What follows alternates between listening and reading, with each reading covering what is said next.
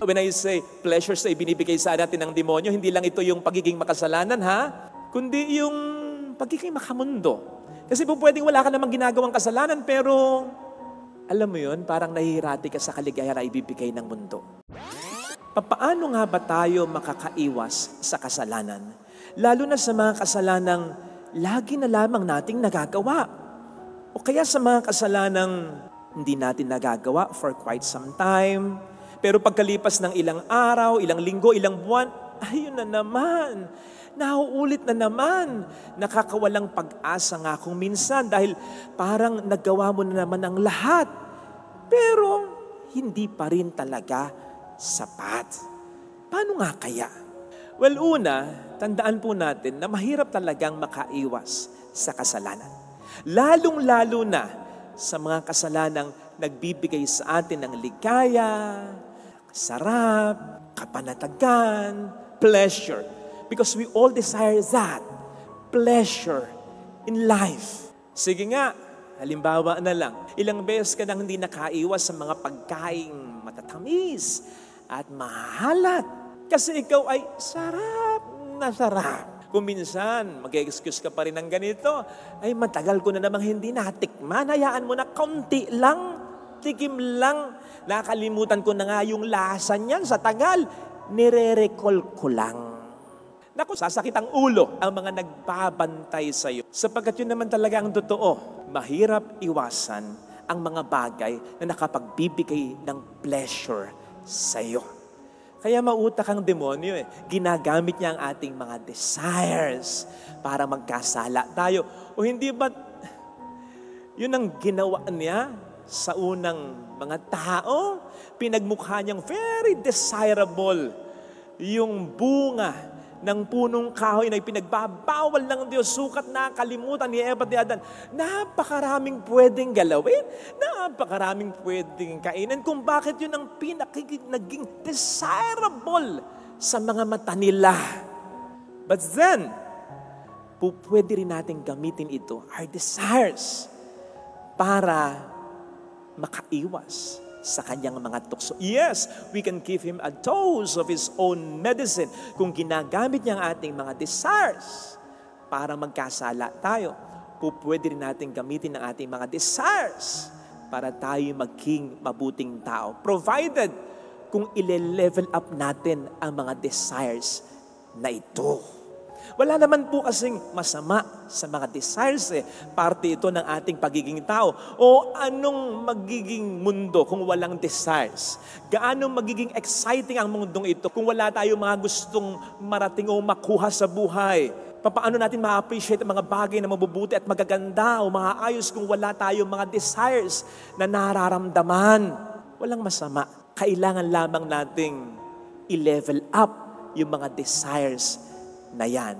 Yun bang mula sa pagiging makamundo, tayo ay maging makakristo? Ang hangarin natin, ang pagkasaan natin, ang asamin natin, ang hilingin natin, ay ang mga bagay na po pwedeng ibigay sa atin ng ating malalim na relasyon kay Kristo. Mula sa kaligayahang maibibigay ng mundo, doon tayo sa kaligayahang maibibigay sa atin ni Kristo. Halimbawa, yung desire na kumain ka ng lechon kahit na ikaw ay may alta presyon. You desire it sapagkat masarap, lalong-lalo na yung mga balat. I-level up mo. Paano mo i-level up? Yung desire mo na gumaling ka sa sakit mo. Yung desire mo na hindi ka na magkagasta.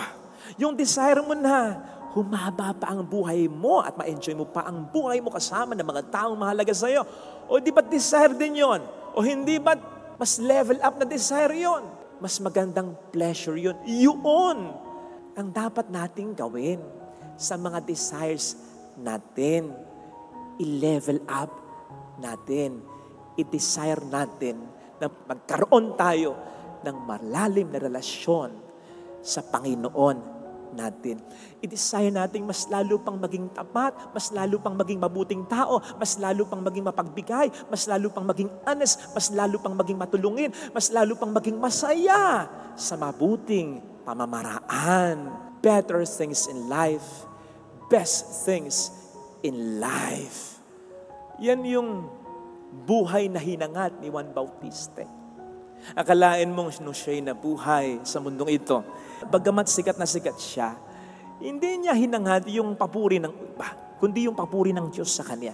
Kahit na ito'y maging mitya pa ng buhay niya. Hindi nga ba't sumaksi sa katotohanan si Juan Bautista. Nanindigan siya. In fact, literally, lumayo siya sa karamihan at namuhay sa ilang upang hindi maging literal na makamundo, kundi makadiyos, makasama, makaniig lagi sa disyerto, sa ilang ang Diyos. Ito yung klase ng buhay na pag-level up na hiningi sana ni Kristo dun sa binatang mayaman na sinabihan niya, ipagbili mo ang mga ari-arian mo at ibigay mo sa mga dukha ang pinagbilan sa sumunod sa akin. Yun yung buhay na inaalok niya.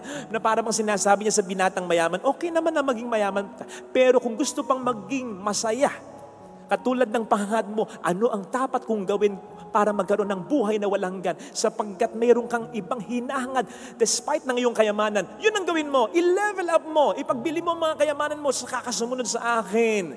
Magkaroon ng malalim na relasyon sa akin.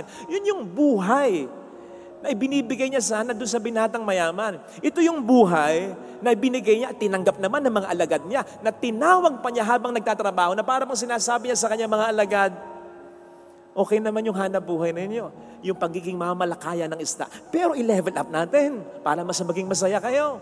Kasama ko, mamalakaya kayo ng mga tao. Ito yung buhay na inalok ni Kristo sa mga makasalanan tulad ng babaeng nahuli sa pakikiapid at tulad ni Zaccheo. Kaya ito'y nagsipagbago.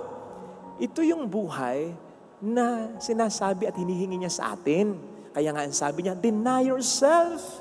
I-level up mo ang buhay mo. Come, follow me. Magkaroon ka ng malalim na relasyon sa akin. Hindi po kasi natin ma-appreciate ang isang mas maganda at better na produkto kung nahirati tayo sa nakasanayan nating produkto. Unless yung bago at mas magandang produkto ay maranasan mo. Kung yan ay sabon, ay, mas mura pala ito. Ay, mas nakapagpapalinis pala ito. Ay, oo nga, mas mabango. Hindi ka magpapamasahe sa ibang masahista.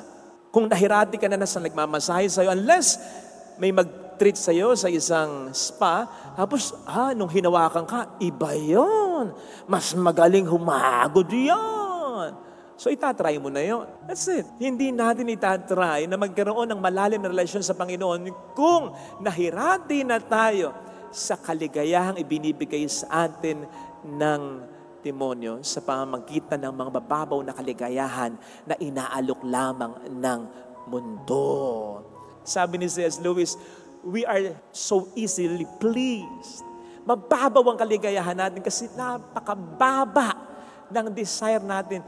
I-level up natin.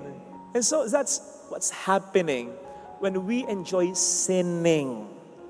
Short-change tayo ng diablo. Akala natin okay na tayo, akala natin masaya na tayo without realizing na hamak na mas masaya ang buhay na gustong ibigay sa atin na ating Panginoong Hesukristo kung magpapakabuting tao lang talaga tayo. O hindi ba't hindi naman nagsisi kahit katiting si San Juan nang iaalay niya sa Diyos ang kanyang buhay? Makakabasa ka ba sa Biblia na nagsisi ang mga alagad nang iiwan nila ang lahat para kay Kristo? May nagsisi. Sino? Si Judas. Pero yung pagsisisi na yon, hindi yung sumunod siya kay Kristo. Nagsisi siya kasi itinakwil niya si Kristo. Ipinagpalit niya sa kaunting pera. Hindi naman na bumalik sa pagkakasala. Yung babaeng nahuli sa pakikiapid at si Zaccheo, naging mga tagasunod pa nga ni Kristo. At hindi nga ba't iba naman talaga ang kaligayahan nung nagbibigay ka kaysa ikaw ang binibigyan, yung tumutulong ka kaysa ikaw yung tinutulungan, yung nagpapatawad ka na lang, yung nagmumove on ka na lang kaysa nagkikimkim ka ng galit sa puso mo, yung ikaw ang naglilingkod kaysa ikaw yung pinaglilingkuran, yung ikaw yung nagpapakabuting tao kaysa nananatili ka sa kasalanan. Iba yung kaligayahang na ibibigay niyan. Ngayon, kung hindi ka makarelate much sa sinasabi ko, sa ini-enumerate ko, ano nga ba yung kaligayahan na sinasabi ni Father? Baka nga nahirati na tayo sa alok na delights and pleasures na ibinibigay sa atin ng demonyo. When I say pleasures na ibinibigay sa atin ng demonyo, hindi lang ito yung pagiging makasalanan, kundi yung pagiging makamundo. Kasi po pwedeng wala ka namang ginagawang kasalanan, pero alam mo yun, parang nahihirati ka sa kaligayahan na ibibigay ng mundo. Hindi mo na nile-level up yung desire mo. Natatandaan mo nung bata ka, iba yung mga priorities mo sa buhay. Nung maliit kang bata, hanggang sa mag-elementary ka, mag-high school ka, at ngayon ay adult ka na. Ako lang kuminsan, kapag lalakad at nakabihis yung mga kasama ko, gusto kong magbihis ng nakapustura. Dami kong damit, mga binili ko dati. Ang tagal-tagal kong mamili. Mag-e-end ako, naka-t-shirt lang na puti. At ang favorite ko ng pinupuntahan, mapunta man ako ng SM. Dati ang dalas, ngayon napakadalang na. Ang favorite kong pinupuntahan, our home. O kaya yung Ace. Ibig sabihin nun, tanda ka lang talaga. Pangbahay na yung pinupuntahan mo eh. Ibig sabihin, nag-i-improve yung desire mo. Mahirap yung matanda ka na, yung desire mo pang bata pa rin o alam mo yun, pang teenager pa rin. Yun eh. Kung umuulad tayo ng ganon bilang tao, umuulad din tayo dapat ganon bilang Kristiyano. Sana hindi tayo masanay sa buhay na ganito lang. Yung buhay na nakararaos lang. Kahit na hindi kayo gumagawa ng malalaking kasalanan o karumal-dumal na kasalanan. Kasi tandaan mo na ang buhay na gusto ng Diyos para sa atin ay buhay na ganap at kasaya-saya. Yung buhay na sinasabi ni San Pablo sa ating kalawang pagbasa, nag-uumapong na kaligayahan. Yung buhay na sinasabi sa Salmo 16:11, fullness of joy in your presence, at your right hand, happiness forever. Sana huwag tayong makontento ng ganyan na lang. Kasi habang tayo nabubuhay sa mundo, may plano ang Diyos para sa atin. At sigurado ko kaakibat ng mga magagandang planong yan ay yung mas maging masaya pa tayo sa buhay na makakamit lamang natin talaga kung tayo magkakaroon ng malalim na relasyon sa Kanya.